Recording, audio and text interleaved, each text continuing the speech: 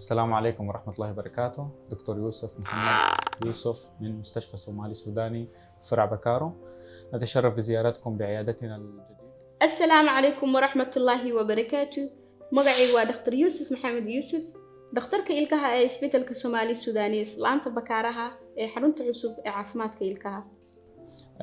نقدم جميع المعالجات اللازمة لطب الأسنان والحديثة بأحدث التقنيات والأجهزة والمواد. waxaan idinku bishaareynaa furitaanka xarun cusub oo casri ah oo si buuxda u qalabaysan kuna shaqeysa tiknoolajiyadii ugu dambeysay ee daweynta ilkaha.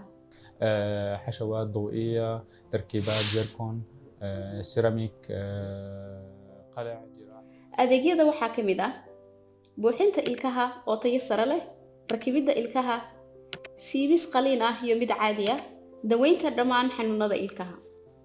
أي شيء يحتاجه المريض سوف نقوم بتوفيره إن شاء الله.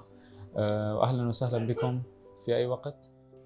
saacadaha shaqada subax kasta laga bilaabo 7 subaxnimo ilaa 4 galabnimo.